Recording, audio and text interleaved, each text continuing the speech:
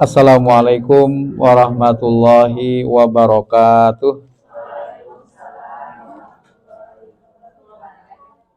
Alhamdulillahirabbil alamin. Nahmaduhu wa nasta'inuhu wa nastaghfiruh wa na'udzu billahi min syururi anfusina wa min sayyiati a'malina.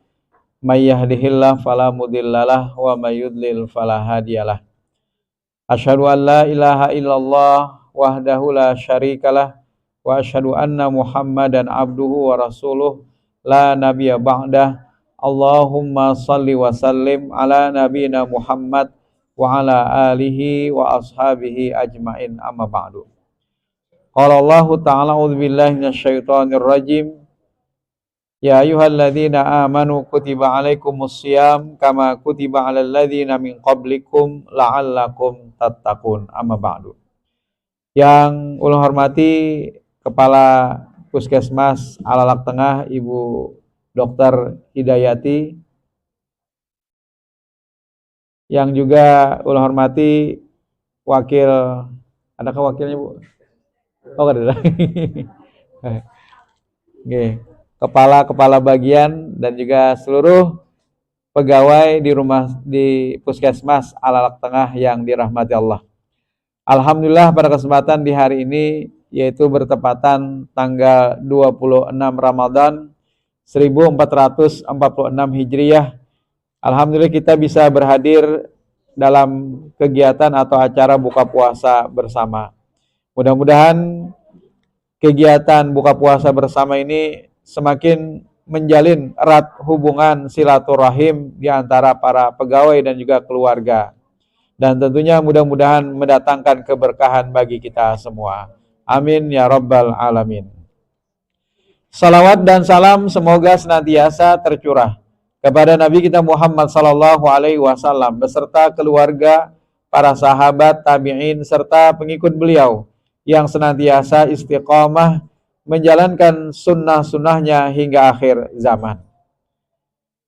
Ramadan adalah sebagai bulan yang berkah bagi kita semua.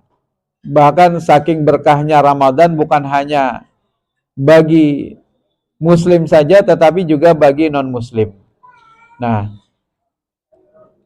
kata-kata berkah sering kita dengar. Dan terkadang juga kita bertanya kepada masing-masing pribadi, betulkah Ramadan menjadi bulan yang berkah bagi kita semua? Ma maknal barakah, apakah makna dari berkah itu sendiri? Selama ini mungkin persepsi kita yang namanya berkah itu adalah bertambahnya harta. Jadi kalau harta kita berkah, maka bertambah terus. Ini kita sebut sebagai berkah. Atau misalnya ketika kita mendapatkan kenikmatan berupa sehat, kemudian juga kehidupan yang mapan, jabatan, dan segala macamnya, maka seolah-olah inilah yang dinamakan dengan berkah. Nah, pada kesempatan di sore hari ini kita akan mengungkap makna barakah sesungguhnya. Kalau seandainya yang namanya berkah itu hanya berupa sehat saja atau berupa yang baik-baik. Padahal dalam hadis Nabi SAW disebutkan ajaban li amril mu'min, kata Nabi, sungguh sangat menakjubkan sekali keadaan orang mukmin itu. In asabathu syara'u syakara, apabila dia mendapatkan kenikmatan dari Allah maka dia pun bersyukur. Fakana khairallah, yang demikian itu adalah baik baginya.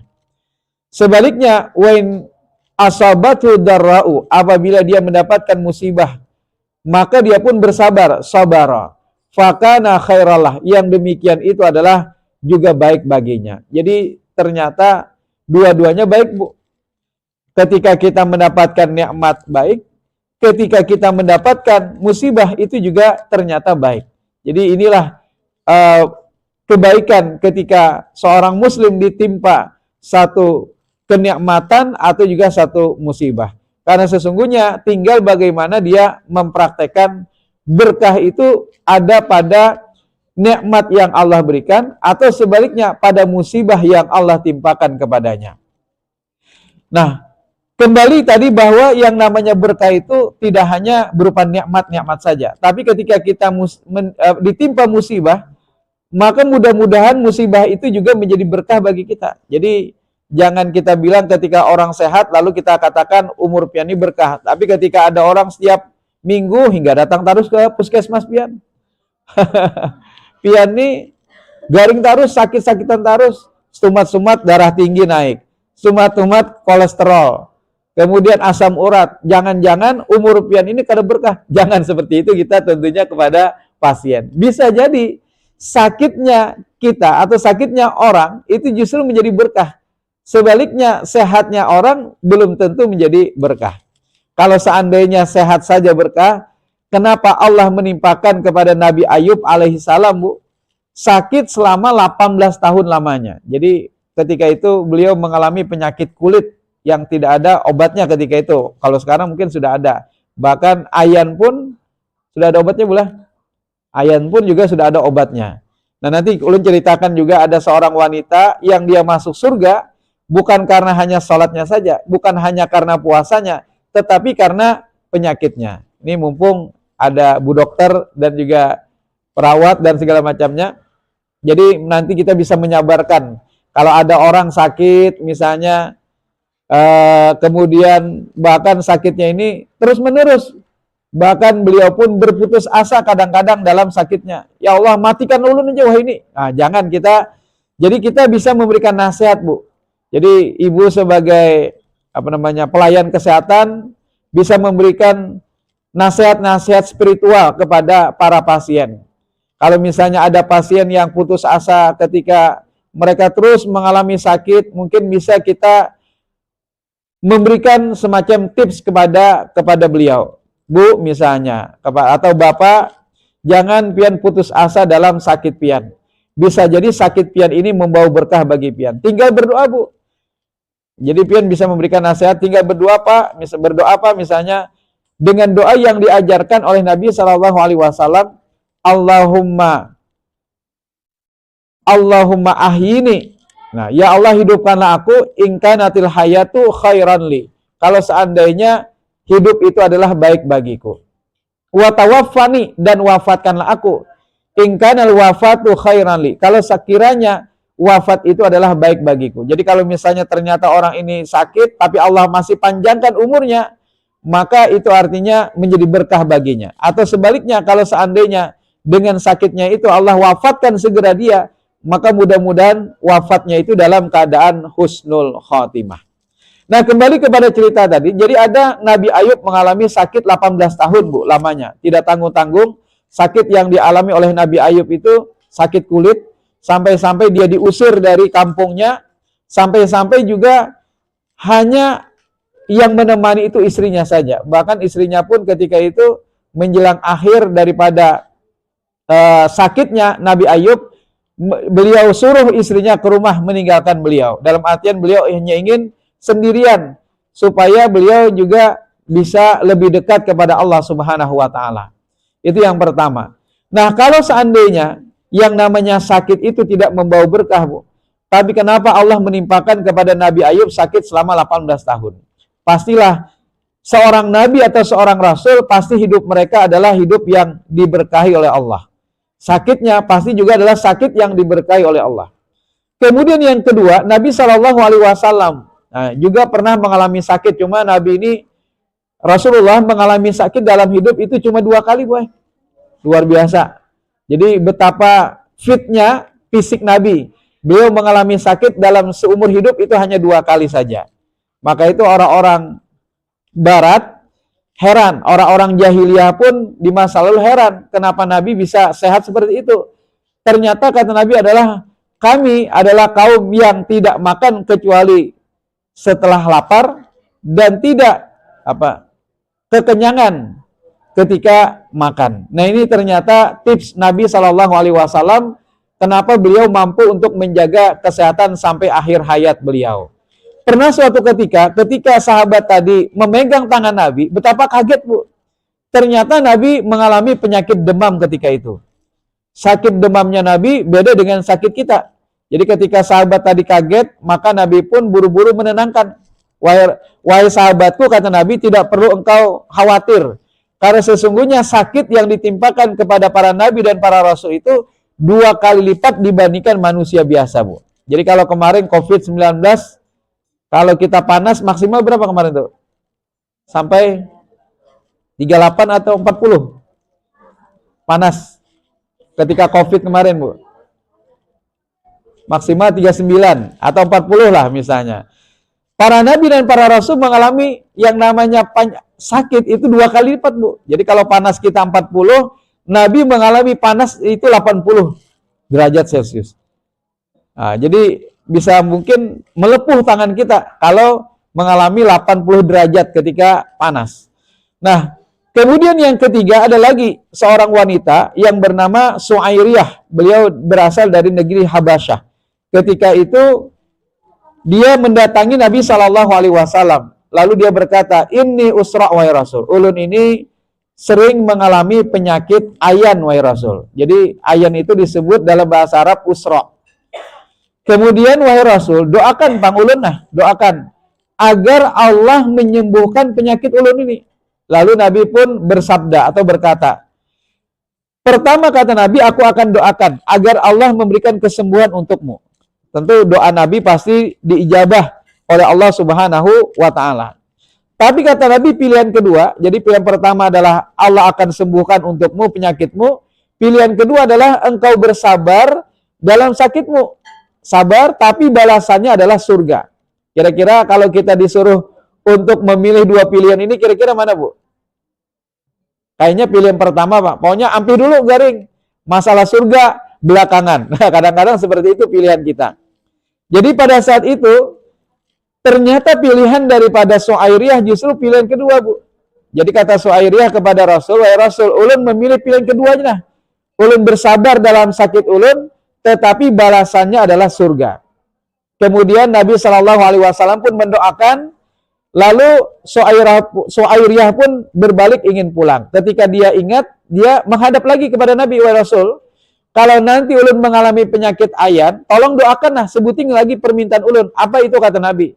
Kalau nanti ulun mengalami penyakit ayan, tolong doakan agar ulun senantiasa ditutup aurat ketika itu. Karena orang ayan itu kan kada sadar, Bu.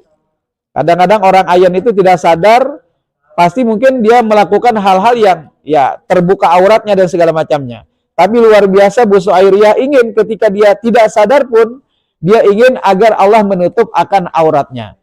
Tapi di luar sana kita melihat banyak para wanita yang mereka sengaja untuk membuka auratnya, Bu. Padahal mereka dalam keadaan sadar. Nggih.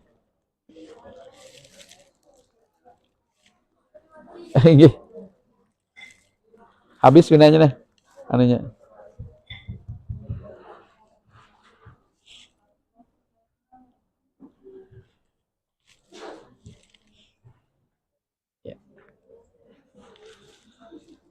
Jadi pada saat itu Suairiyah memilih pilihan yang kedua, yaitu diperkenankan untuk masuk surga dan dia bersabar dalam sakitnya.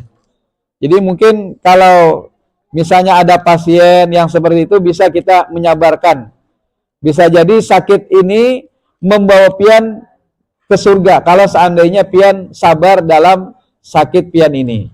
Nah, pada saat itu Suairiyah minta kepada Rasul, wahai Rasul, kalau nanti ulun mengalami penyakit ayan, tolong Allah bisa menutup aurat ulun. Ternyata luar biasa, Bu. Doa Nabi Shallallahu Alaihi Wasallam diijabah ketika ternyata Suairiyah mengalami penyakit ayan, Allah tetap menutup aurat daripada Suairiyah. Kemudian cerita yang keempat ada, Bu, seorang sahabat bernama Ubay bin Ka'ab. Jadi Ubay bin Ka'ab ini diceritakan ketika dia pulang dari majlis Nabi, dia mendengar bahwa Nabi pernah bersabda, la tasubbil humma, jangan kalian mencela yang namanya demam, kata Nabi. Fa innaha tudhibil khataya, karena sesungguhnya demam itu ternyata dapat melunturkan dosa-dosa yang ada pada diri seseorang. Jadi demam, sakit itu ternyata dapat melunturkan dosa-dosa yang ada pada diri orang itu. Nah, ini mungkin juga bisa menjadi nasihat kepada para pasien.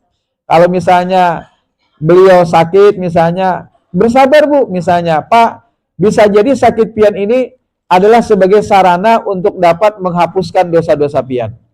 Tapi sini nggak ada sabar juga. Aku di sini kada banyak juga dosa, jadi misalnya, jadi menjauh demikian, bukan begitu. Nah, jadi pada saat itu ternyata ketika mendengar Nabi mengatakan bahwa dengan demam itu akan dapat meluruhkan dosa-dosa, lalu Ubay bin Ka'ab pun berdoa kepada Allah, ya Allah, turunkan kepada ulun sakit demam yang tidak menghalangi ulun daripada beribadah kepada Allah dan juga jihad fi sabilillah. Allah ternyata langsung mengijabah, Bu, doa daripada Ubay bin Ka'ab, Bu. Allah langsung menurunkan kepada Ubay bin Ka'ab demam tidak tanggung-tanggung, Bu, selama 30 tahun lamanya. 30 tahun lamanya demam yang dialami oleh Ubay bin Ka'ab. Hari itu mungkin obatnya juga kadeda, bulah. Kalau sekarang kan tinggal minum paracetamol, tinggal minum Sanmol misalnya bagi anak-anak. Nah, dulu mungkin tidak ada obatnya. Dan bahkan itu permintaan daripada Ubay bin Ka'ab sendiri agar Allah menurunkan untuk beliau demam. Agar apa? Agar dosa-dosa beliau itu diampuni oleh Allah. Ini padahal para sahabat itu kan terkenal bagaimana ibadah mereka. Nah, ini sampai-sampai mereka demikian permintaannya, saking inginnya diampuni dosa-dosa mereka. Dan Allah pun langsung menurunkan kepada Ubay bin Ka'ab demam 30 tahun lamanya, Bu. Sampai-sampai rambut daripada Ubay bin Ka'ab itu memutih karena saking lamanya beliau mengalami penyakit panas atau demam. Tapi sungguh sangat ajaib atas kekuasaan Allah Subhanahu wa taala. Sakit demam yang dialami oleh Ubay bin Ka'ab itu hanya terjadi, Bu, pada waktu malam. Jadi anehnya itu hanya menjangkiti tubuh Ubay bin Ka'ab pada waktu malam. Jadi ketika sore tiba, sakit itu mulai menjalar, panas itu mulai menjalar ke tubuh Ubay bin Ka'ab. Ketika pagi, panas itu sudah hilang. Sehingga di pagi hari Ubay tetap bisa beribadah kepada Allah, tetap bisa juga berjihad fi sabilillah. Nah, dari cerita-cerita tadi dapat memberikan satu pelajaran bagi kita. Ternyata yang namanya sakit itu belum tentu sebagai sebuah bala bagi seseorang. Bisa jadi sakitnya itu bisa mendatangkan yang namanya berkah. Bahkan sehatnya seseorang itu juga belum tentu menjadi berkah baginya. Banyak orang ketika COVID mengaku, Bu. Jadi Ustaz Jar, ulun alhamdulillah ketika COVID kemarin ada waktu untuk banyak beribadah. Sebab rupanya sebelum COVID kemarin itu, Sidin itu urusan dunia aja dikejar. Kada sempat lagi, jangankan sholat, boy. Sholat pun itu belang kambingan. Nah, belang kambingan itu masih ada sholat, tapi ada kalau belang hadangan, 5 waktu ditinggalkan. Jadi pada saat dia di masa sehatnya, dia tidak pernah melakukan ibadah kepada Allah Subhanahu wa taala. Tapi ternyata ketika Allah menimpakan sakit baginya, justru sakit itu yang mendatangkan berkah baginya. Jasidin, alhamdulillah salat 5 waktu terjaga, kemudian juga sempat untuk salat tahajud malamnya, kemudian salat duha di siang harinya, kemudian juga bahkan tilawatil Quran, bahkan menyentuh Al-Quran pun semasa sehat tidak pernah, Bu. Tapi ternyata di masa sakitnya itu, dia masih menyempatkan untuk membaca Al-Quran. Artinya apa? Sehatnya tidak berkah, tetapi justru sakitnya itu yang mendatangkan berkah baginya. Nah, Bapak Ibu sekalian yang dirahmati Allah, bulan Ramadan adalah sebagai bulan yang berkah bagi kita. Betulkah memang menjadi bulan berkah bagi kita? Tergantung kita masing-masing yang menyikapinya. Oleh karena itu para ulama mengatakan ma maknal barakah, apakah makna berkah yang sesungguhnya?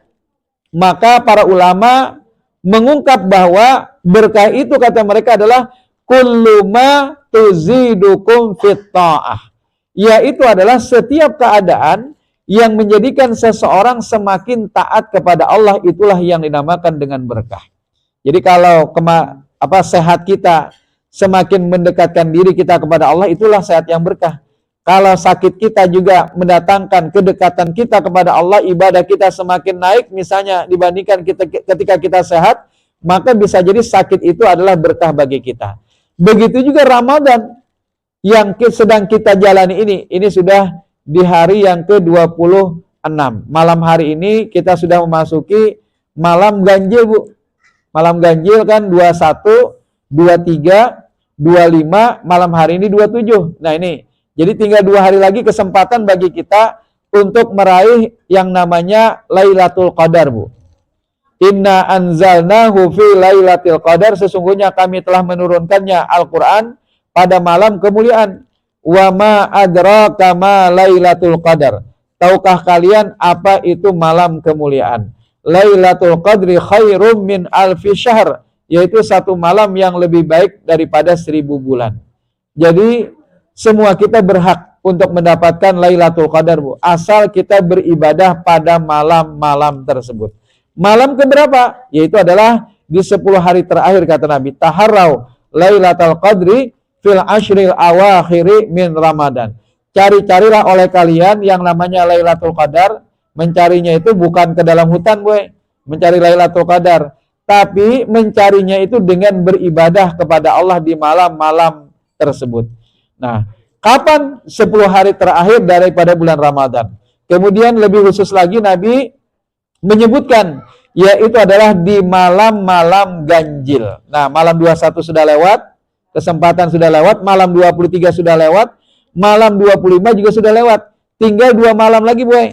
Kesempatan bagi kita untuk meraih yang namanya malam kemuliaan tersebut. Kalau kita beribadah, itu sama dengan 1000 bulan, boy. 1000 bulan itu ukurannya berapa tahun, Bu?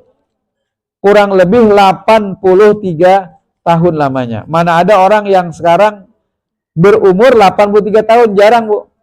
Paling orang Indonesia ini umurnya ya sekitar 80 lah. Mungkin ada di 5 kawasan di dunia ini yang angka umur orang itu banyak mencapai angka 100 tahun, Bu. Tapi kita sekarang jarang. Pertama ada di Italia. Nama kawasannya adalah Sardinia. Kemudian ada juga di Jepang, ada juga di Costa Rica. Nah, 2 wilayah ini lu lupa nah. Jadi wilayah ini ternyata adalah kebanyakan orangnya di sana itu umurnya kebanyakan menyentuh angka 100, Bu. Kalau kita sekarang kan jarang. Umur umatku kata Nabi antara sitin wasab'in, antara 60 dan juga 70. Bahkan ada yang kurang dari itu meninggal. Tapi ada juga mungkin yang lebih daripada itu. Tapi jarang sekali. Ya, taruhlah misalnya 70, 75, 80 itu kadang-kadang sudah maksimal. Tapi ternyata ada satu malam yang apabila kita beribadah itu sama dengan ukuran umur 83 tahun. Yaitu adalah kalau kita mengisi malam Al-Qadar atau Lailatul Qadar ini dengan beribadah kepada Allah. Oleh karena itulah Ramadan mudah-mudahan menjadi malam yang berkah, bulan yang berkah bagi kita. Kalau kita betul-betul mengisi dengan rangkaian-rangkaian ibadah kepada Allah Subhanahu wa Ta'ala.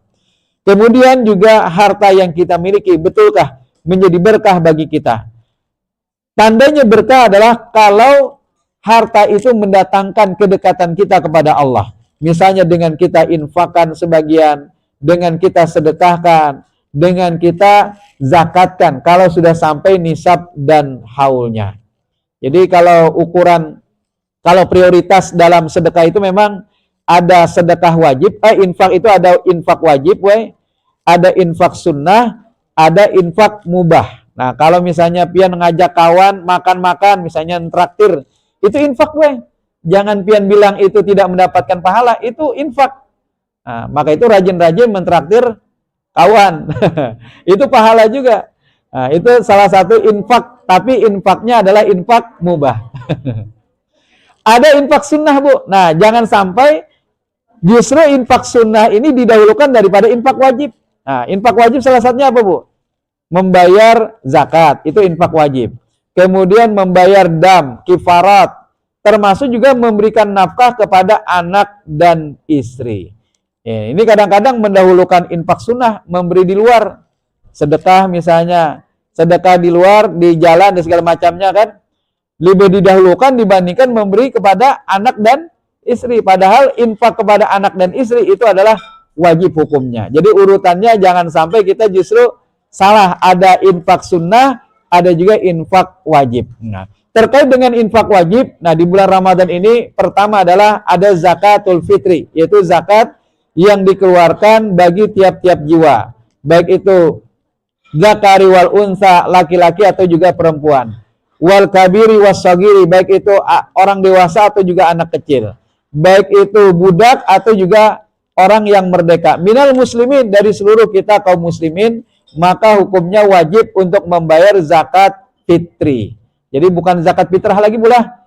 Kalau bisa kita kadang menyebut lagi zakat fitrah karena salah gue yang menyebutnya.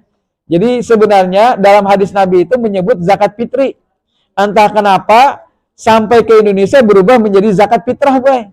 Entah mampirnya di India kah, hadis Nabi itu rupanya sampai ke Indonesia berubah. Padahal fitrah itu berbeda jauh dengan fitri. Al-fitru itu artinya apa? Berbuka. Nah, itu namanya fitrun. Kayak kita nih. Ini namanya iftar. Iftar itu berbuka puasa. Tapi kalau fitri itu artinya berbuka ketika sudah masuk tanggal 1 Syawal. Tidak lagi kita berpuasa. Maka itu kita menyebutnya Idul Fitri, bukan Idul Fitrah. Kadang kita menyambat Idul Fitrah. Semua kita menyebutnya adalah Idul Fitri. Nah, zakat yang dikeluarkan pada malam hari raya itu disebut dengan zakat fitri sebenarnya. Nah, kemudian berapa ukurannya? 3,5 liter. 3,5 liter itu dalam bahasa Arab disebut dengan 1 sok. Tapi sebenarnya 3,5 liter itu ukuran minimal, boy. Supaya memberikan kemudahan bagi orang-orang yang tidak mampu juga mampu bayar. Nah, bagi orang yang kaya, maka jangan jual umpat 3,5 liter. Kalau bisa 3,5 karung, Bu. Jadi kadang-kadang nang sugih bisi mobil 2, kadang-kadang umpat juga 3,5 liter. Padahal itu ternyata ukuran minimal. Kalau kurang dari itu, kada boleh. Tapi kalau lebih daripada itu, maka tentu ini lebih mulia dan lebih bagus. Misalnya pian sekeluargaan misalnya. Pian bawa sekarung. Sekeluargaan itu misalnya taruhlah 5 orang dalam satu keluarga. Ayah, ibu, kemudian 3 anak. Tapi pian justru berzakat fitri itu sekarungan. Sekarungan itu isinya berapa, Bu? 50 liter ya, 50 liter. Anggap satu orang 10 liter. Berarti kan melebihi 3,5 liter. Maka ini lebih mulia, Bu. Jadi jangan kita mengambil batas minimal sebenarnya, kalau bisa lebih daripada itu. Nah, demikian mungkin yang bisa saya sampaikan pada kesempatan di sore hari ini. Mudah-mudahan juga harta kita menjadi harta yang senantiasa membawa keberkahan bagi kita semua. Keturunan kita juga, anak-anak kita menjadi anak yang soleh dan solehah, yang itu artinya anak itu menjadi anak yang berkah bagi kita semua. Demikian yang bisa ulun sampaikan, lebih dan kurangnya mohon maaf. Ada, ya silakan Pak, ulun serahkan kepada MC.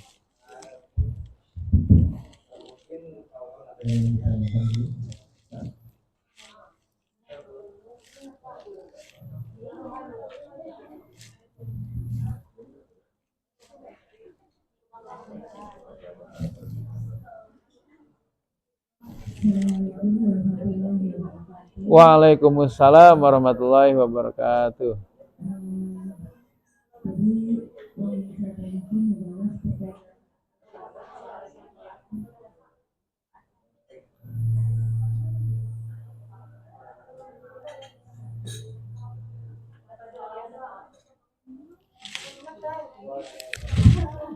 Ini kah? Pak ini kah?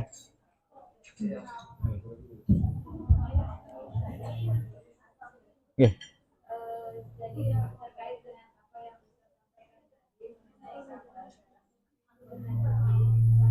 Nggih.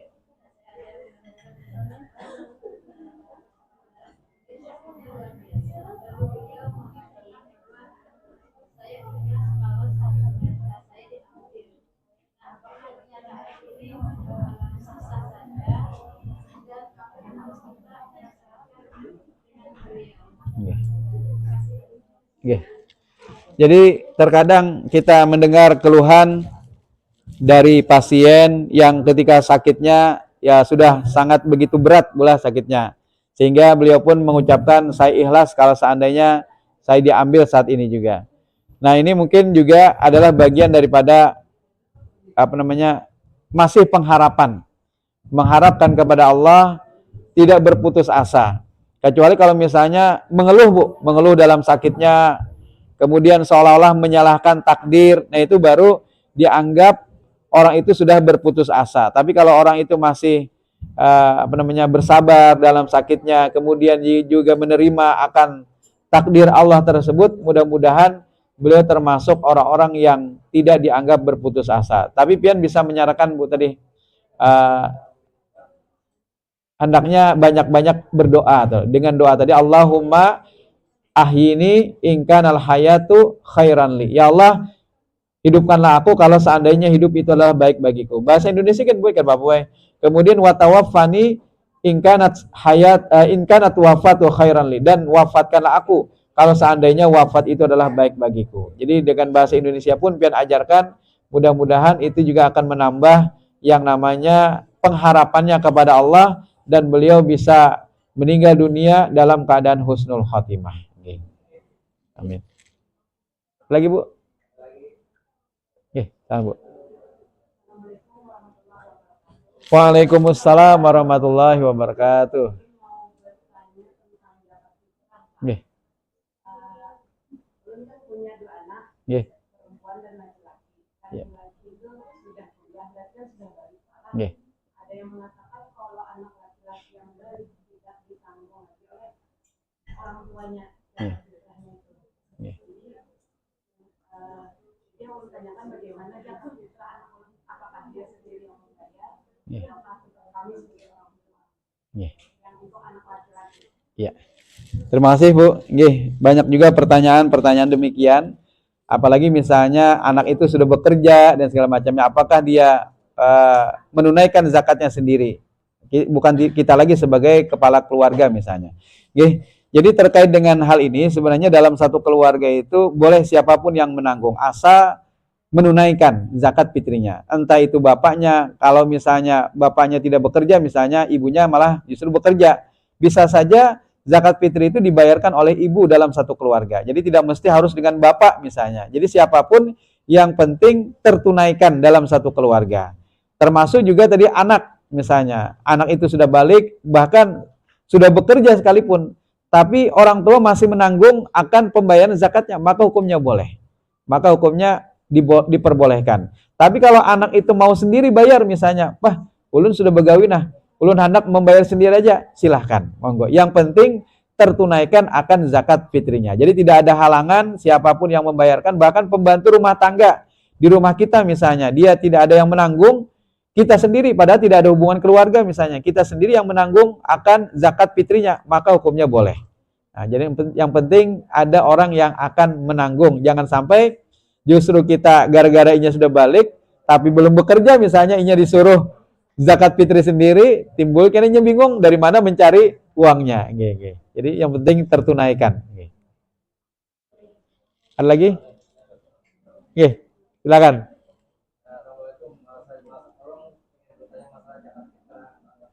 Zakat fitri, Pak. Zakat fitri.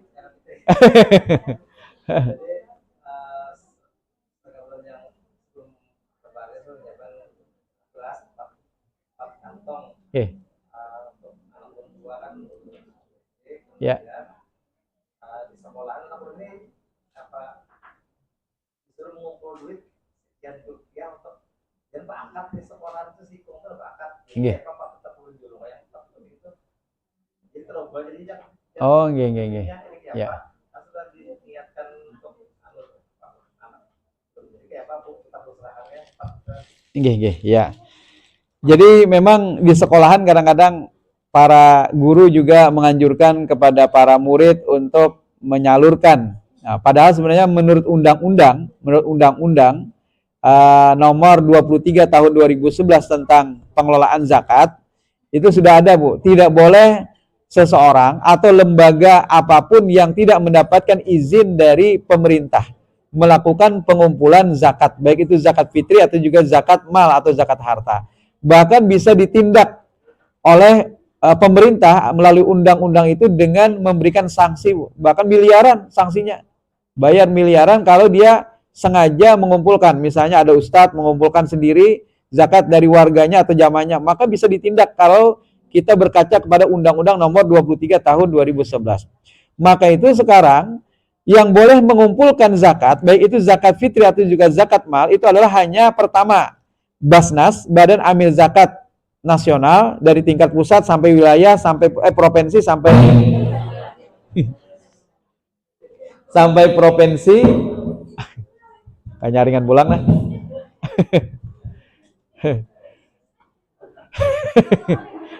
Ini sebelum berbuka puasa. Sampai provinsi, baik sampai wilayah, sampai kabupaten kota itu ada Basnas. Ada juga itu dibentuk pemerintah. Ada juga namanya lembaga amil zakat. Nah, lembaga amil zakat itu dibentuk oleh masyarakat tapi mendapatkan izin dari Basnas atau juga sudah mendapatkan SK dari pemerintah. Nah, lembaga-lembaga itulah atau badan itulah yang berhak untuk menerimakan, baik. Adapun panitia-panitia yang ada di masjid, musala, langgar, itu sebenarnya belum berhak untuk menerima kalau mereka belum mendapatkan izin daripada badan amil zakat atau lembaga amil zakat. Nah, maka itu biasanya oleh Basnas Kota Banjarmasin, masjid atau langgar atau musala itu dikasih semacam spanduk bahwasanya mereka itu sudah mendapatkan rekomendasi dari Basnas atau perpanjang tanganan dari Basnas. Maka berarti mereka berhak untuk menerimakan zakat fitri dari kita masyarakat. Jadi sebenarnya aturannya sudah ada dalam undang-undang karena boleh, kecuali mereka yang mendapatkan rekomendasi atau izin dari pemerintah. Maka itu oleh Basnas Kota Banjarmasin biasanya musala langgar itu dikasih semacam spanduk sebagai pengesahan bahwasanya mereka sudah sah sebagai perpanjang tanganan daripada amil. Nah, kemudian yang berhak untuk mendapatkan itu cuma fakir miskin, Bu.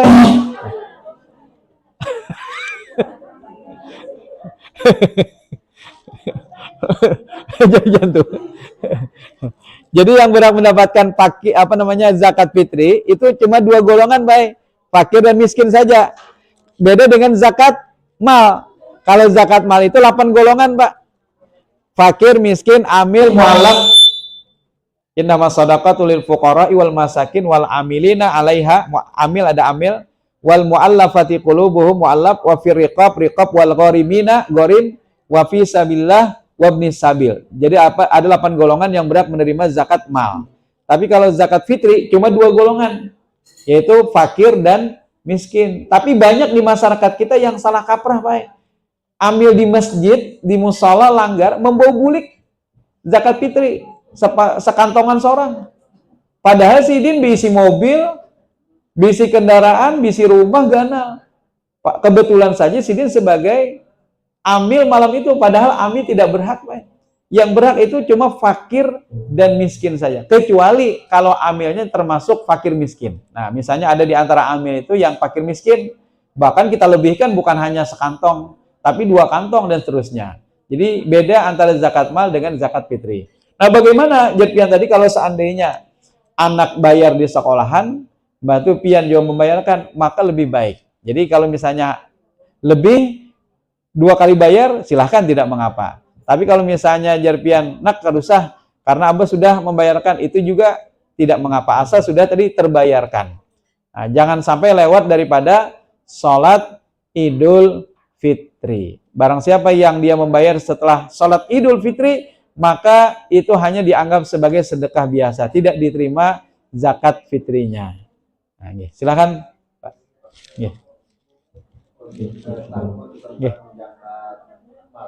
Zakat harta. Ya. Kalau harta yang didapatkan itu dari warisan, terus harta itu diusahakan, apakah kita wajib menjakati? Misalnya yang ditinggalkan itu cuma mungkin rokok berapa gitu, tapi tidak dimanfaatkan. Artinya tidak menghasilkan uang. Apakah itu kita wajib menjakatkan harta itu atau kada, Bang? Iya, siap. Jadi tadi ada zakatul mal, zakat harta. Zakat harta itu apa saja? Emas, perak. Tapi kalau emas perhiasan kada boleh. Yang di luar emas perhiasan itu kena, Bu. Misalnya emas untuk investasi niatannya. Ya, anggaplah perhiasan 85 gram emas. Misalnya, pian anggap perhiasan gelang, kalung, anting, maksimal 85 gram emas. Lewat dari 85 gram emas, itu sebenarnya sudah niatan investasi, Pak. Dalam hati pian kan menyimpan supaya nilai duitnya kada turun. Nah, dengan emas itu biasanya stabil karena harga emas naik terus, apalagi hari ini emas naik terus nih. Nah, niatan kita berarti pada saat kita membeli emas ketika itu bukan lagi untuk perhiasan, tetapi sudah untuk investasi. Nah, maka kalau itu sudah investasi walaupun bentuknya perhiasan, itu wajib dijakati setiap tahunnya, Bu. Kalau sudah sampai nisab yaitu 85 gram emas. Jadi kalau misalnya pian punya emas ternyata sudah 85 gram emas atau lebih, maka berarti setiap tahun harus dibayarkan zakat emasnya. Jadi emas, perak, simpanan, tabungan, deposito, termasuk juga sekarang ada namanya zakat profesi. Jadi kita sebagai ASN, kalau misalnya gaji sekian, dipotong kebutuhan sehari-hari boleh, Pak, dipotong kebutuhan sehari-hari yang standar lah. Amun kada standarnya maksudnya yang berlebih ya kada cukup-cukup. Yang standar taruhlah misalnya sebulan 3 juta. Misalnya gaji 7 juta, dipotong sebulan 3 juta, tinggal 4 juta. Nah, kemudian dipotong cicilan rumah 2 juta, sisa 2 juta. Cicilan kendaraan 1 juta, tinggal 1 juta. Jadi cicilan ini sakalanya terhutang lagi ya, itu kada zakat. Nah, tapi kalau misalnya masih lebihan, taruh 1 juta, berarti belum sampai nisab kan, kumpulkan. Nanti ketika sampai nisab baru kita mulai hitung haulnya. Star itu mulai haulnya berarti. Misalnya ternyata setelah kita kumpulkan harta itu mencapai nisab 85 gram emas itu sekitar bulan misalnya Dzulhijjah nanti. Berarti mulai bulan Dzulhijjah nanti kita sudah mulai hitung sampai Dzulhijjah berikutnya di tahun akan datang baru kita bayar zakatnya. Nah, begitu juga tadi emas, termasuk juga sewaan, Pak. Sewaan ruko atau mungkin juga kos-kosan atau mungkin juga pian punya rumah yang pian sewakan. Kalau rumah pribadi kada, mobil pribadi tidak dijakati. Jadi rumah pribadi, mobil pribadi dan segala macamnya itu tidak dijakati. Yang dijakati itu adalah kalau itu yang kita sewakan, tapi bukan harga rumahnya tidak, tetapi uang sewanya. Nah, kalau tadi ruko berarti kalau kada disewakan ya kada kena. Tapi kalau kita sewakan berarti uang sewanya itu yang akan kita zakati. Nah, itu Pak.